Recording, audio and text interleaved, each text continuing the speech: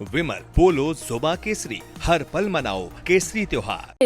ये क्या आज सुप्रीम कोर्ट में बड़ा एविडेंटली दिखा है कि चुनाव आयोग, Election Commission of India was trying to hide some very important facts and figures.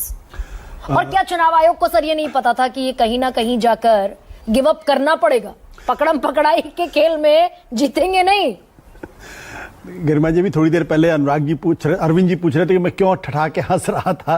तो मैं दरअसल उसका राजफास करना चाहता हूं, इसलिए क्योंकि जनता दल यूनाइटेड के एक वरिष्ठ नेता हैं जो मेरे मित्र हैं, उन्होंने एक दिन मुझसे कहा कि आप क्यों मुझसे से सवाल पूछते हैं, हम लोग तो इस एसआईआर के पक्ष में नहीं है, मजबूरी है, हमारा जो गठबंधन का धर्म हमको ये पालन करना पड़ रहा है। तो मैं पार्लियामेंट में कहा था। तो मैं अरविंद जी की जो मुसीबत है, आप सवाल पे सवाल पूछे जा रही हैं, वो दिल से उसके साथ सहमत नहीं है और उनको जवाब देना पड़ रहा, डिफेंड करना, इसलिए मुझे हंसी आ रही थी कि मतलब अजीबोगरीब ट्रेजेडी के वो शिकार हो रहे हैं।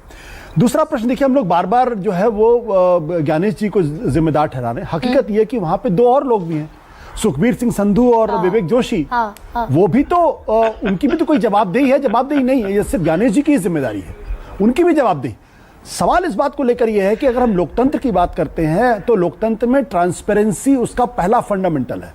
और अगर 65 लाख लोगों के वोट अगर आप काट रहे हैं, लोग अगर सवाल पूछ रहे हैं कि भाई क्यों मेरा वोट कटा, तो लॉ ऑफ नेचुरल जस्टिस का आप वायलेशन कर रहे हैं, मुझे आप पनिश कर रहे हैं और मुझे बता ही नहीं रहे कि आप मेरा नाम वोटर लिस्ट से क्यों काट रहे हैं। आप नहीं बताएंगे वो। और तो चुनाव आयोग ने तो कहा कि कानून हमें बाध्य नहीं करता, कानून है ऐसा। मुझे लगता है कि इलेक्शन कमीशन की जो क्रेडिबिलिटी आज की तारीख में इतनी खराब हो गई है कि अब इससे ज्यादा मैं नहीं बोल सकता, इतनी खराब है क्योंकि किसी बात का किसी को कोई यकीन नहीं है। जिस आधार कार्ड के बारे में सुप्रीम कोर्ट ने पहली सुनवाई में कहा था कि भी आधार कार्ड को आप एक्सेप्ट कर लीजिए, दूसरी सुनवाई में भी कहा आप आधार कार्ड को ऐड कर लीजिए, आप उसको मानने के लिए बाध्य नहीं बनता था। सुप्रीम कोर्ट को आपको ऑर्डर देना पड़ा, इंटरिम ऑर्डर देना पड़ा कि आपको आधार कार्ड रखना पड़ेगा। इससे ज्यादा एम्बैरेसिंग सिचुएशन क्या तीनों चुनाव आयुक्तों के लिए हो सकती है क्या? यानी एसआईआर में कुछ छिपाने की कोशिश थी, गड़बड़ाने की कोशिश थी, बरगलाने की कोशिश थी। 100%। और ये इन तीनों चुनाव आयुक्तों के बस की बात नहीं है, इसके पीछे जरूर कोई बड़ी ताकत है जिसकी वजह से। आपने ओपी रावत जी की बात सुनी? मतलब मैं उनकी तारीफ करता हूं, मैं उनको I really salute him.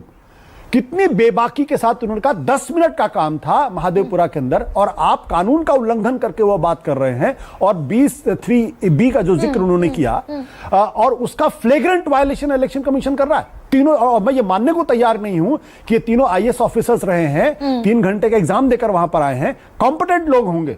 I refuse to believe it कि ये इग्नोरेंट होंगे, इनको कानून की जानकारी नहीं होगी। अच्छा सर, आप ये बता दीजिए ना, मैं गोपाल कृष्ण अग्रवाल तो नहीं बता पाए, हालांकि बहुत शानदार प्रवक्ता है। ये 6 महीने में कांग्रेस को मिला डेटा महादेवपुरा का, 6 दिन में अनुराग ठाकुर को 6 कॉन्स्टिट्यूएंसीज का डेटा कैसे मिला? देखिए, मुझे अब ये अपने आप में रहस्य का सवाल है कि अगर कांग्रेस पार्टी, इसका मतलब यह है कि इलेक्शन कमीशन की तरफ से उनको वो डेटा प्रोवाइड कराया गया, अन्यथा अगर प्रोवाइड नहीं कराया गया है तो फिर अनुराग ठाकुर अपने बल पर नहीं कर सकते हैं। या तो अनुराग ठाकुर झूठ बोल रहे हैं या फिर चुनाव आयोग को इस पर जवाब देना चाहिए कि क्या उन्होंने प्रोवाइड कराया। अगर उन्होंने प्रोवाइड नहीं कराया तो फिजिकली इम्पॉसिबल है इनके लिए कि आप 6 लोकसभा कॉन्स्टिट्यूएंसीज के बारे में इतनी जानकारी। चुनाव आयोग जो इतना प्रोएक्टिव था कि भाई हलफनामा दे, ये क्रिमिनल रिकॉर्ड है, ये आपराधिक सबूत है, वैसा ही आपराधिक सबूत अनुराग ठाकुर ने रख दिया। आज अभी तक 36 घंटे बीतने के बाद भी कोई हलफनामे की डिमांड नहीं आई उनसे।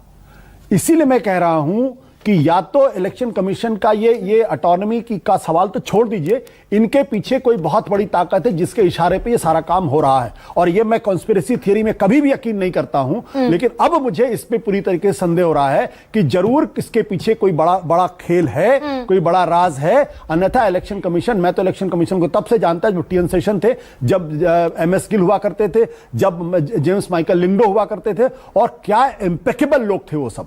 और मुझे गर्व है कि मैंने उस वक्त इलेक्शन कमीशन को किया, जिस तरीके से लिंगडो साहब को डिमीन करने की कोशिश की गई थी गुजरात चुनाव के दौरान, और he did not budge even for a second. सब मैं ये we need such officers, we need officers like OP Rawat. Sir मैं ओपी रावत के लिए कमेंडेबल जॉब ही हैज। तो रिटायरमेंट के बाद वो कितनी ईमानदारी से। मैं बस आखिरी सवाल आपसे ये पूछ रही हूँ कि भाई हमने 2024 के पूरे इलेक्शन को रेग्ड इलेक्शन बता दिया, क्योंकि अनुराग ठाकुर 6 क्षेत्रों का निकाल रहा है, फर्जी वोटर्स हैं। देखिए, ये कहां तक लड़ाई जाती हुई दिखेगी, वहां तक पहुंचती है क्या ये कि नल एंड वॉइड हो जाएगा 2024? क्या होता है जब कुछ लोग अपने आप को more loyal than the king करते हैं तो किंग को ही फंसा देते हैं। अनुराग ठाकुर ने अपने ही किंग को फंसा दिया है।